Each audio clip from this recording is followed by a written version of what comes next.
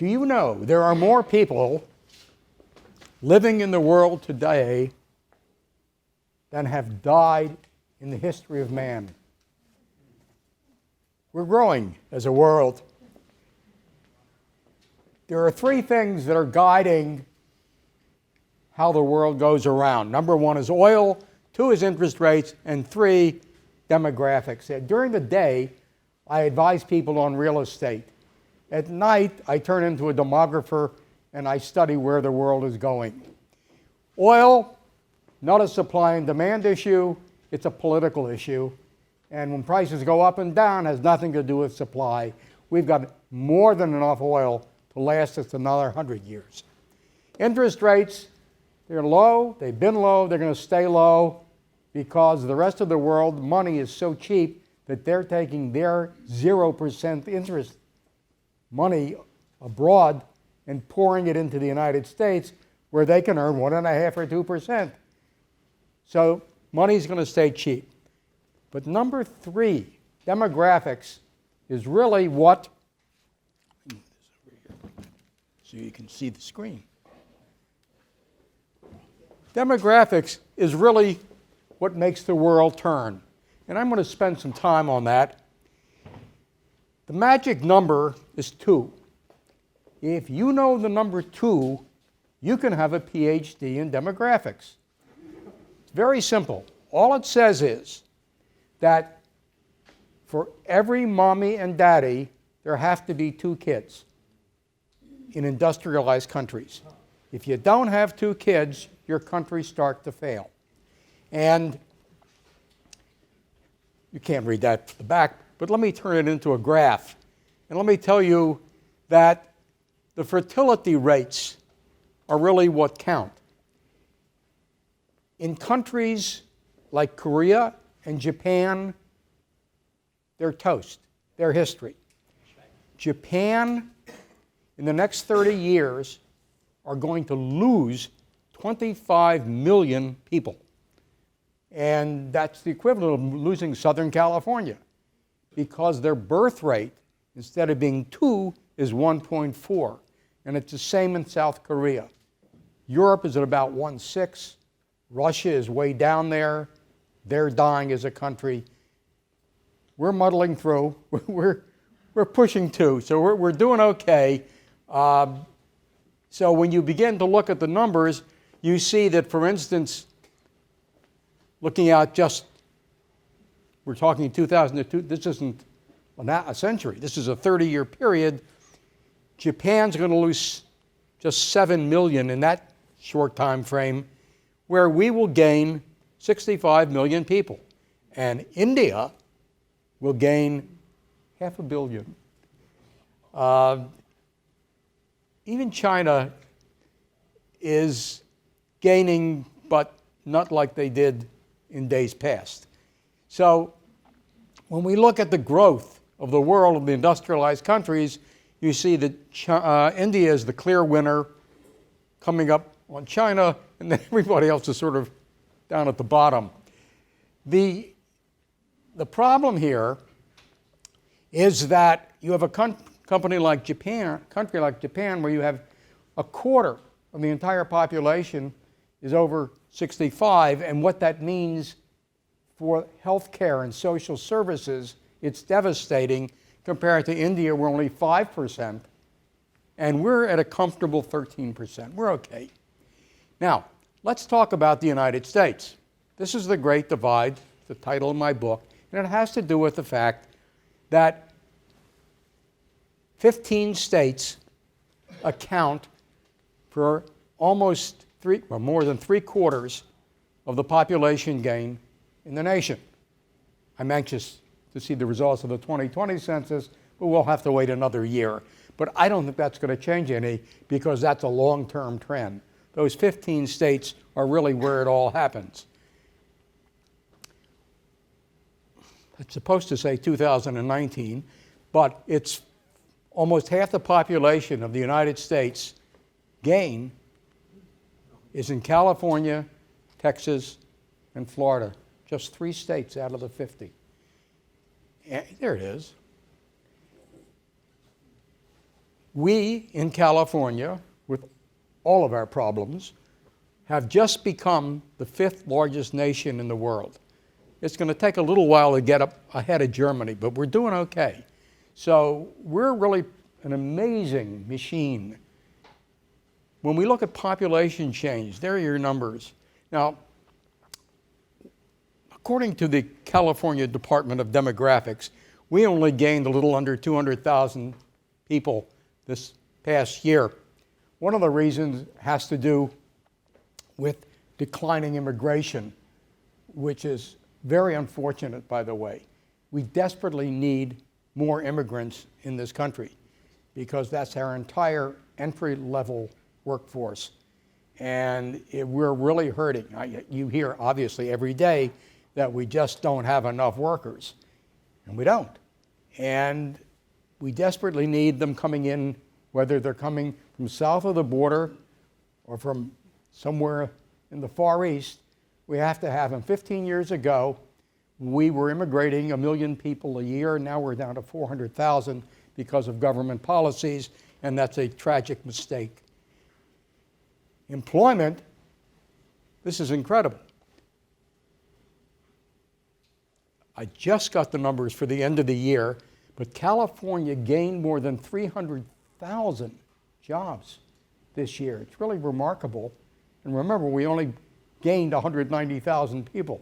So we're putting out a lot of good jobs. Now, the Trump states that he promised that he'd turn around and bring in a lot of manufacturing can't do it. You can't change trends. They just don't change. State of South Carolina, tiny state, gained 20,000 manufacturing jobs in the last 4 years. State of Michigan, Ohio, 15, and these are big states, just can't do it because the lower wage states are just eating their lunch. So when we look at, this is a fairly amazing statistic, when we look at the exports of goods from the United States, 25% of all the manufactured commodities that exported from the United States come from Texas and California, just 2 states.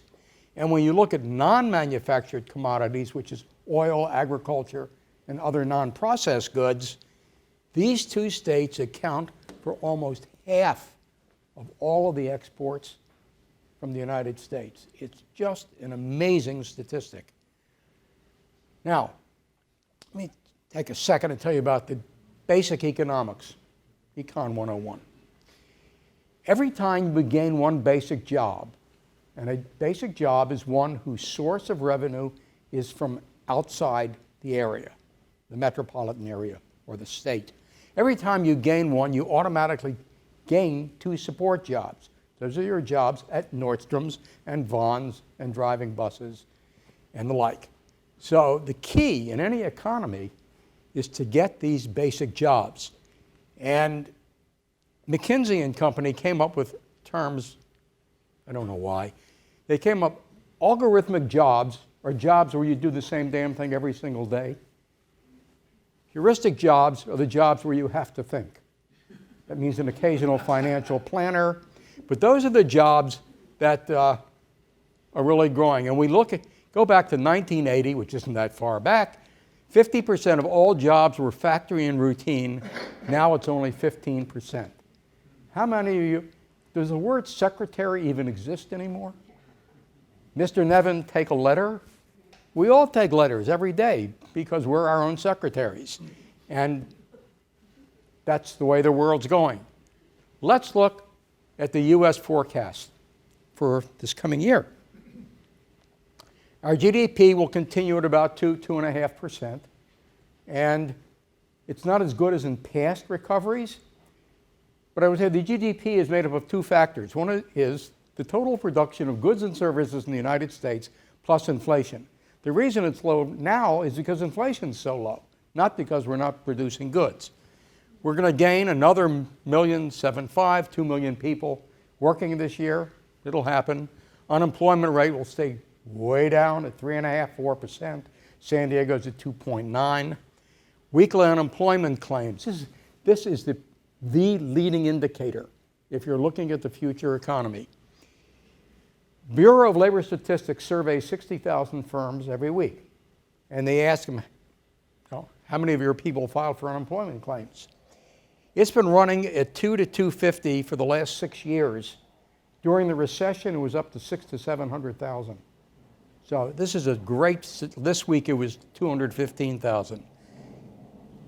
During the Great Recession, not that great, but job openings, there were only like 3 million job openings in 2008. Now we're at 7 to 7.5 million. There are jobs that can't be filled because we don't have enough folks in the workforce. And our inflation is essentially zero. If it's 2, it could be 1, could be 0. Now, I look at about 20 economic indicators on a regular basis. My favorite one is new car sales, because that is the pure indication of consumer confidence. For the last 6 years, we have sold 17 million new cars. We've never had anything like that in the history of this country. 10 years ago, the average car sold for $22,000. Last year, it was $37,000. Why? Because all the millennials have started to get married, and they have to have an SUV so they can put their $800 strollers in back. So new car. Now, used car sales have been going up at 1 million a year. And this year we're going to hit 40 million used car sales. And the reverse of that is that the use of public transit is down 15% in the last 3 years. Because folks who previously were taking public transit have bought their used car, and now they're independent travelers. RV sales, I really watch this one because that's another sign of consumer confidence. We're probably going to sell another 300,000 this year. Retail sales will be up 3.3%. Real estate, nationally, resales will be 5.5 million, very steady. New home permits, last 5-6 years, 1.3 million, including apartments. Same thing coming up this year, and 30-year mortgage rates will still stay low. They keep quoting the Freddie Mac rate, which is 3.6, but you can walk into San Diego County Credit Union and get a loan at 3.1 with no points and no closing charges. Or Ocean Mortgage. That's right here in Surround Valley. Oh, I'm sorry. Okay, absolutely. No, all I'm saying is I just got one at 3.125, so I'm well up to date on these. Let's talk about San Diego. Most metropolitan areas are really lucky if they have 2 economic drivers, sometimes rarely 3. We have 8. We are in such amazing shape. You know, the last recession was really a real estate recession in San Diego. The other categories did just fine. Our military, I just wrote a report on this. Military is still 25% of our gross product here. Military and the contracts that they spent us. So for people who say we were a Navy town, we are a Navy town and will continue to be. Tourism is sensational. We get 35 million tourists a year into San Diego. We had a great cruise business at one time. In 2008, we had almost 1 million cruise passengers. And then the Mexican drug war hits. Carnival pulled out. We went from 1 million to 200,000. We lost 80% of our cruise ship business. And now it's just coming back. This year we did 338,000 cruise passengers. Carnival's back, Disney's here, and that's a great business for us. First of all, just filling the ships back up with food and booze when they come into port is an enormous generator of funds. Plus, the average cruise ship passenger spends 2 days in a hotel here before or after the cruise. So it's a great business, and it keeps on growing. Manufacturing, we do an amazing job on manufacturing, and most of it is high tech, which means a high per item sale price. Education, our university system is a great economic generator. We have over 100,000 full-time students. This year, I just finished another report for UCSD on their demand for housing. And they have, this year, they will hit 40,000 students on any single day. They have 60,000 people on campus. It's pretty remarkable. And they have so much construction underway where Xpera is a consultant to UCSD on high-rise construction. And we're just now finishing 2 more graduate student high-rise dorms. They have living and learning will be finished this coming August with 2,000 more beds and 2 more high-rises. And they're breaking ground on yet another living and learning with 2,000 more beds. So it's an amazing institution. And of course, San Diego State at Qualcomm will be an amazing project. So anyhow, education's great. Biotech, we're in the heart of it right here. Research, great. Federal government, we're a huge employer of civilians. Between the FBI and the Border Patrol, and of course their involvement in the military, it's an enormous part of the workforce. And information systems we're really good at. Nobody talks about it much because it doesn't produce anything tangible that you can see, but it's a great employer with very high pay. So, this past year, we just got these numbers in this week, we gained 35,000 jobs in this community, which is really pretty remarkable. One of the best years we've had in years. And when we look at the Professional, Scientific, and Tech Center, those jobs just keep on moving. This goes back to 2009. When this was, here's the heart of the recession, hardly moved and kept on going upwards. So that's terrific. Where we have failed, California-wide, and of course in this county, is in the production of housing units. We are desperately short of housing units. We know that every day, 66,000 people commute from Temecula and Murrieta to jobs here. And if you've ever gone south on the 15 in the morning, you'll know that's true. There are more than 20,000 who commute every morning from Tijuana. And that's continuing to grow up because they keep adding more master plan communities on the eastern side off of if you go down 125 Toll Road, you go onto the S111, that's where all this new construction is taking place. So we know that 40% of millennials in California still live with their parents because they can't afford to get out. Now, that's about the same as in Europe. But the reality is that we're not building enough housing, and there's no political will to build more housing. They just voted down another bill at the state level. Senator Weiner has tried to get the same bill through for 3 years to help alleviate the housing problem. They keep voting him down because the world is full of NIMBYs. Just going to take a second and tell you my second book, which will be out 60 days after the next presidential election, because I'm sure will be some changes that I'd make in the book depending on who wins. So, but I will tell you that this century, they always say that the last century was the American century, and that's true, it really was. But the century we're in now is really going to be the American century particularly because of the social media, business and economics, healthcare, education, culture. The whole world can see how Americans live, and they want to live like we live. And what you're going to see during this century is you're going to see a substantial number of the third world countries move into second world, move into first world. And we're seeing it, and a lot of it has to do with fertility rates. The fertility rates in the third world countries have been dropping like lead. And it's amazing where there are a number of them that are almost approaching first world status.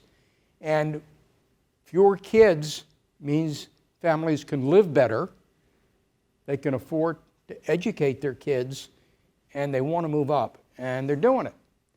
So this century is going to be phenomenal because we supply the world with these 5 things. And that means that this is going to be an amazing century. I won't be around for most of it, but I can see it happening already. Now, you know, there are a continuous round of stories that say our kids are not going to live as well as we do. That's bull. Yeah. Because millennials will inherit $40 trillion from their parents and grandparents. Because for those of us who are baby boomers and older, we're going to leave. 80% of seniors own their own homes, virtually all debt-free. They have the pension funds, they have life insurance. My father was with Metropolitan Life. And they no one sold life insurance really before the end of World War II. That really gave it its kickoff. And if you were to go onto the Life Insurance Association of America site, look at their payouts. They have spiked. They are starting to move up. And that's all going to the millennials. And the millennials are going to live very well. I will tell you that my 2 oldest grandchildren are heirs. Their mother's father died and left them a bunch of real estate. These are 2 kids, 26 and 29, who don't have to work the rest of their lives. They will, because it's ingrained.